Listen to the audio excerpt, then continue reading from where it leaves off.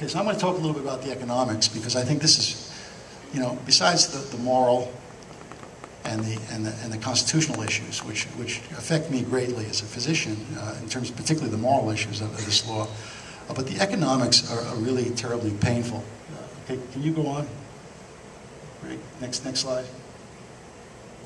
Okay. Let me back up for a second, and you can go to the next slide. What did we actually get when the law was passed? Okay, and this is the thing that really bothers me when I speak to people out on the street. Sometimes I speak to people in hospitals.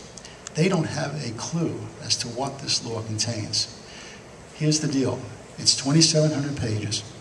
Okay, in those 2,700 pages, there are 1,800 references that state things like, the secretary shall. The secretary shall determine. The secretary will determine. 1,800 points of future regulation. There's already been 13,000 pages of regulation written, and this law isn't even up and running yet.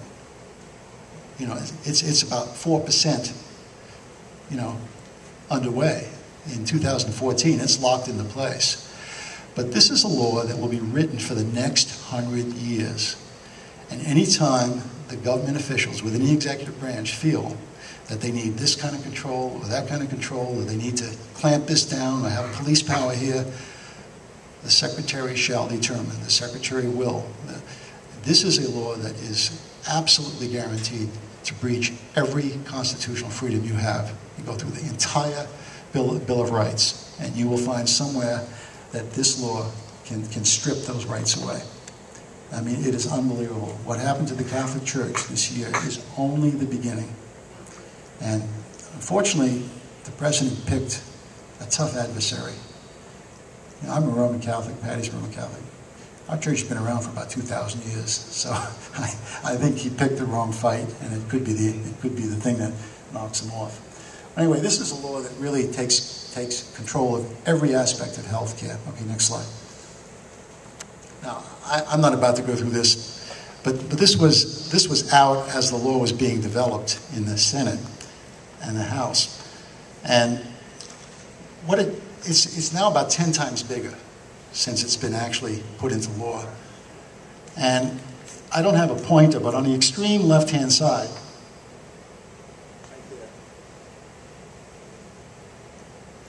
that's your doctor.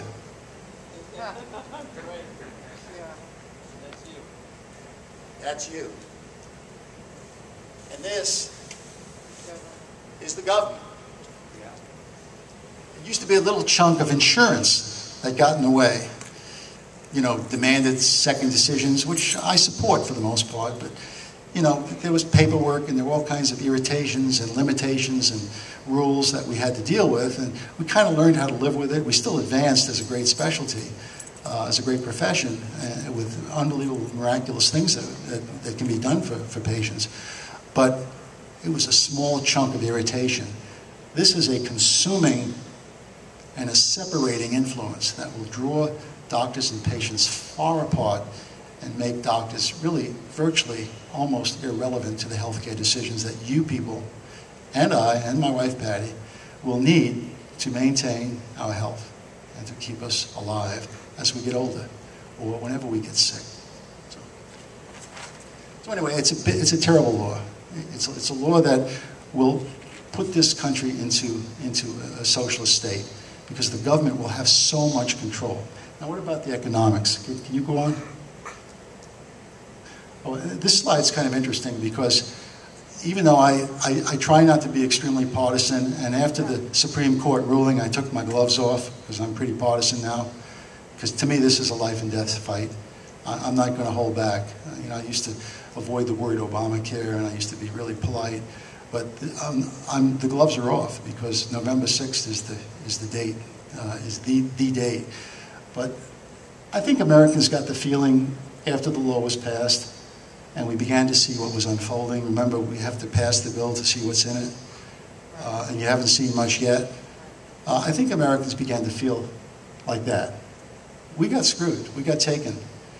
We got a power play in the United States Senate and House given to a president, a very undeserving president, to have virtual power over the healthcare decisions of all Americans.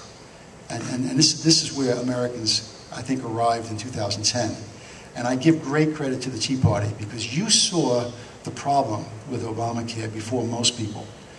At the same time, you were seeing the distressing and disgusting spending of the federal government that will kill this nation economically. You saw Obamacare as a threat, and you rose up, and thank God for you people. I mean, you triggered a lot of us as physicians to be active and to be advocates for our patients. So I give great credit to you. Can I have the next slide? Now, I have good news and bad news about the economics. The good news is that America's only $16 trillion in debt. That's the good news. That's the good news. That's the good news. Can we get out of that hole? Yeah, if we come to a skidding stop and change course, we might be able to get out of that hole. I'm not sure if we really can. And things around the world could change that could really topple us. But we're in terrible shape economically as a nation. I mean, it's just beyond anything any of us ever imagined 30, 40 years ago, or 10 years ago. What did the cost estimates of Obama, what were they based on? Well, the CBO got 6 years of expenses and 10 years of revenue, assuming to be started in 2010. And then the expenses starting in 2014, but the revenue didn't come in 2010. The revenue's about to start coming in next year. So the whole template of estimate was so dishonest. So now the CBO has been charged with looking at, well, what's it actually going to cost? And instead of costing $900 billion and then $500 billion in taxes, take out $575 out of Medicare, which is almost impossible to do, we're going to have a net $100 billion or $150 billion. So it's actually a saving for the nation. It's going to lower the cost curve of healthcare. That was a lie. That was as deceptive as anything in this whole process. And the actual cost of the law now, for the next 10 years, is approaching $2 trillion. Okay? And the tax burden on the American people about to start this January is enormous. And then if you add the raping of the funds for Medicare patients in terms of the actual care administered to you, which won't be administered because you've got this independent payment advisory board to strip away the procedures and the diagnostics and the testing and everything else that you will need as you're older, as all of us need when we get sick, won't be there. It definitely won't be there in anywhere like it is today. It's going to be progressively lower, just like it is in England, and we'll wind up with those same horrible, statistics for our diseases and our traumas and our life cycle.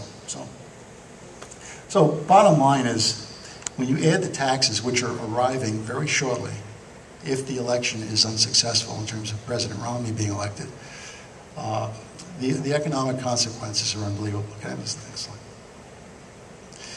I'm not going to go into any taxes, but if you begin to add all these up, anybody that lives on interest and dividends, the taxes are going to be brutal. What are they going to do to the infrastructure of our nation and the way corporations function, along with the highest corporate tax rate in the world? And let me tell you something about your homes. If you have a $400,000 home that you sell, if you bought that home for $375,000, you'd say, oh, well, I made a $25,000 gain on it. I guess I'll have to pay tax on it.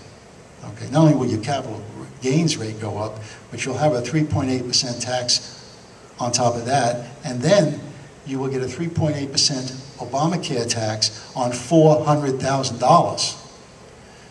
The whole price of the house will be taxed at 3.8%. So about $15,000 of your house will go to the federal government. And if you made a gain, you'll pay very high taxes on that. So it's just one thing on top of another. There's 24 taxes in Obamacare that are buried in the crevices of this law throughout.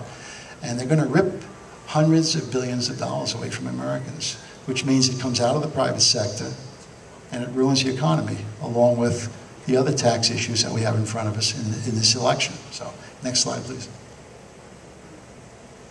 Okay, we can go on.